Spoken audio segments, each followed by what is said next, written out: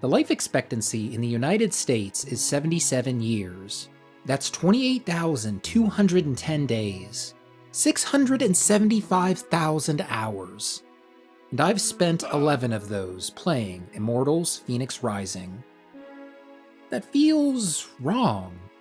Why am I not playing Mass Effect 2, Resident Evil 4, Half-Life 2, all games ranked among the best of all time by Metacritic, all games that I own and would love to play? But instead, here I am, playing this Ubisoft open world game that there's a good chance you might not have ever even heard of. Why is that? I don't know. I mean, I like playing it. My happiness levels rise while I'm holding the controller and the game is on screen. But it's not the best game in the world. The writing is funny sometimes, but not super engaging as a whole. And the combat is alright, if a bit repetitive. Plus it's kind of annoying to collect resources to craft potions. There are so many games that handle all those aspects so much better. The Witcher 3 is an RPG that received widespread critical acclaim. It, no doubt, has a lot of similar systems to this game and does them way better. I could be diving into that game for the first time right now. But I'm not. I'm playing Ubisoft open world game number 19. And I should say, I don't really want to dunk on Immortals Fenyx Rising or any of the games I'll talk about later. A ton of talented people worked on this game and no doubt poured their heart and soul into it. It's just that the budget, direction, and trajectory of gaming as a whole dictated that this be kind of a bog-standard open-world RPG. It's ordinary. Which isn't necessarily bad. I'm very familiar with being ordinary. It's all I've been here on the channel for the past couple years. It's less about quality and more about having specific goals. Me, personally, I'm content not to rock the boat a whole lot with my channel. I don't want to push the boundary of what it means to cover video games on YouTube. That would be extraordinary. Instead, I'm content to talk about games I like in a way that you mostly expect. If you subscribe to my channel, you have a rough idea of what you're going to get from each video. Same with Ubisoft. They have a formula that they've nailed down. Open world to explore, activities within that world to distract you, ton of upgrades to unlock, you get it. The thing that makes each of their games distinct is the setting. Far Cry, Assassin's Creed, Watch Dogs, Ghost Recon, all games that play super similarly on a core level, are set apart from each other by the setting. The setting of Immortals Fenyx Rising really stands out to me.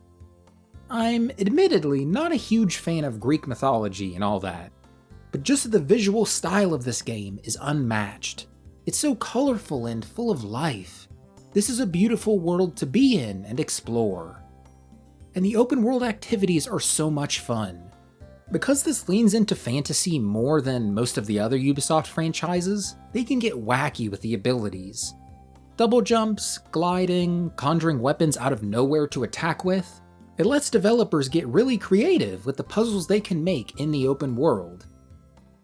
I think my enjoyment of open world games like this is proportional to the amount of schmovement the developers give you.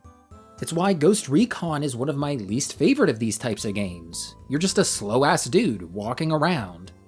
Here you can zip all over the place so quickly and with such grace. I love it. That's what keeps me playing. More than anything else, I just think it's fun to move around this world and complete all the little puzzles tucked within it. That's the strength of Immortals Fenyx Rising. That's how someone can get sucked into an otherwise, quote, mediocre game. It can be average in so many ways, but as long as it does one really well, then you'll hook the group that aspect resonates the most with. Vampire Hunters is, as you might expect, a Vampire Survivors clone. For those who don't know, Vampire Survivors is a game where you're put onto one map and given 30 minutes to survive. Throughout that time frame, stronger and stronger enemies will come at you, and you upgrade yourself through the XP dropped by killing them. The real fun of Vampire Survivors is when you reach the end of a run, and it's just a visual cacophony. The screen is a mess of weapon attacks and effects, you can barely see what's going on. I'm sure YouTube compression is eating this up right now. That's how you know this game is good. The quality of a Vampire Survivors like is directly correlated to how much shit gets thrown on screen towards the end of a run. So yeah, there's a whole ecosystem of games chasing this formula. There are so many. Hall of Torment takes that formula and gives it an old school Diablo aesthetic. Brotato gives you a ton of different characters to play and experiment with. Soulstone Survivors really leans into the synergy of what weapons you pick up during a run. What does Vampire Hunters do differently, you might ask? Well, it's first person. That's it. It doesn't bring anything super new to the genre in terms of mechanics. It's just Vampire Survivors, but in first person with guns. And I love it. Just seeing the usual Vampire Survivors-esque spectacle in first person is beautiful. Starting off super early on with just one weapon and easily killing guys for the first couple minutes progresses to you kinda struggling towards the mid-game as you work to complete your build, culminating in you being all-powerful and mowing down hordes of enemies. I don't even know how many guys are on screen right here, but it's a lot, and I'm gonna kill them all.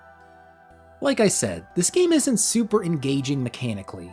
It almost feels like the formula doesn't work as well in first person, but maybe that's just how it was executed here. Once you get enough damage built up, you can just sit in one spot, turn on auto-fire and auto-aim, and just let the enemies come to you. There is one enemy that walks up with a shield that deflects bullets, but if you get the right angle, the right weapon, or the perk that removes their shield, you don't even have to worry about them. You can go AFK as soon as you kill the bosses and wait until the next bosses spawn in. It's kinda mind-numbing. Though every Vampire Survivors like turns into this, I guess. I don't know. It's even more mind-numbing in first person, I think. But even then, despite how boring this game can get when you're overpowered, it's still fun to reach that point. The minutes leading up to it are great, because you know you're about to reach your peak power. Then, a wave of relief hits you when you realize you can just sit here and let the game play itself. That hits different when you're looking at waves of enemies at eye level rather than top down. The perspective makes this game. Almost every aspect of this game feels pretty standard for the genre, but because of the perspective, it's magical. I think the developer capitalized on that well. The last game I want to talk about for this video is .hack.gu. I got the remaster collection on Steam like a couple months ago for $3 or something, though I only started playing the first of the 4 games in the collection just last week. Literally the only thing I knew about it going into the whole thing was that it takes place in an MMO. Not that it is an MMO. .hack.gu is a normal, not online PS2 game with the setting of an online MMO, like Sword Art Online or whatever. I thought that was kind of an interesting concept. I heard about how you could see fake players in the game running around towns and even talk to or trade with them. That sounded super cool to me, so I bought it. Only started playing somewhat recently for whatever reason, but hey, at least I'm finally in it. And I gotta say, this game really runs with the premise.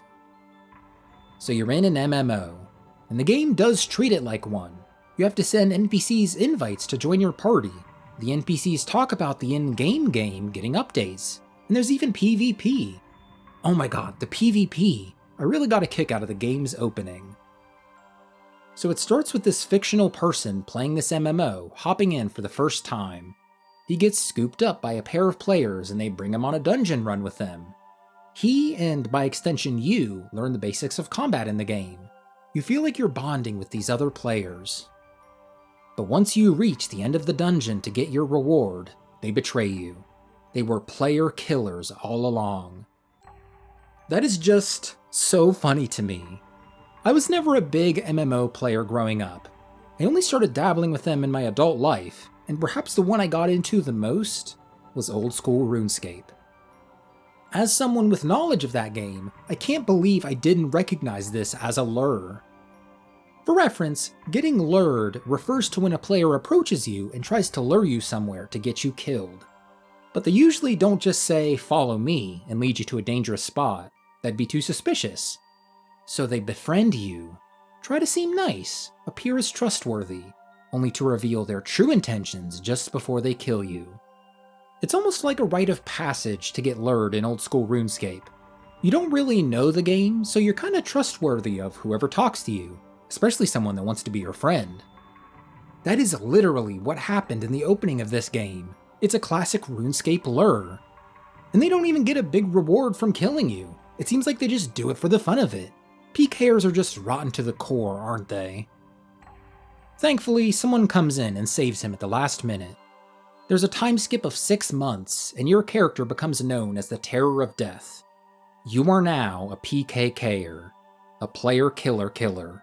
You enact vengeance on people who terrorize the innocent.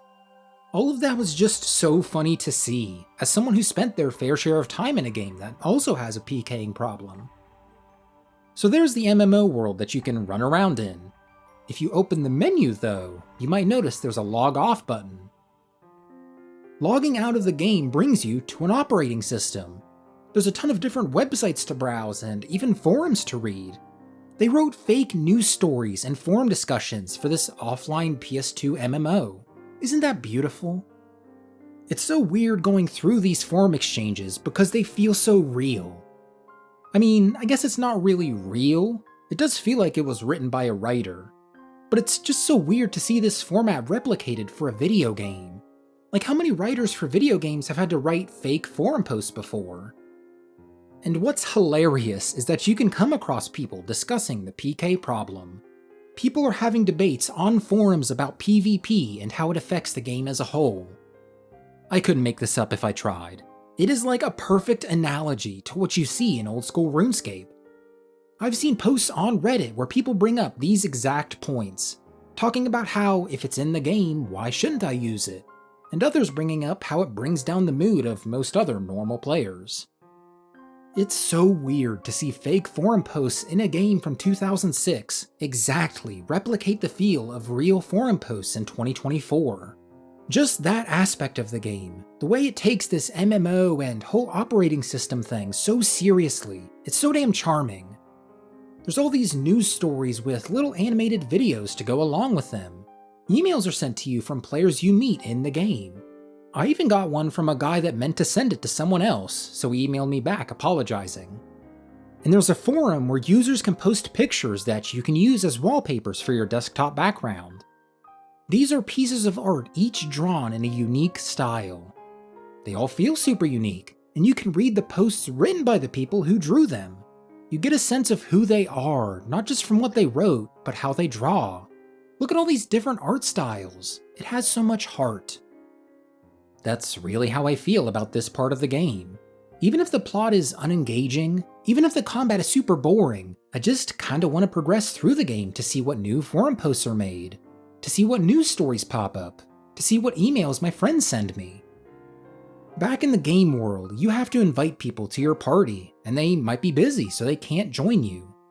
You might see NPCs talk about bugs or updates in the MMO. You'll even have characters drop little smiley faces at the end of their messages as if they were typing in a chat. That's so cute. It gets so much mileage out of the MMO premise. I guess that goes to show that you can get pretty far just by nailing one aspect of your game. Have a strong enough hook, and the player will be willing to overlook a lot. Like I said, I don't care about the plot or gameplay here. I just love the setting and the mundane writing. I'm willing to overlook all the negatives of this game just for that. What game do you like in that way?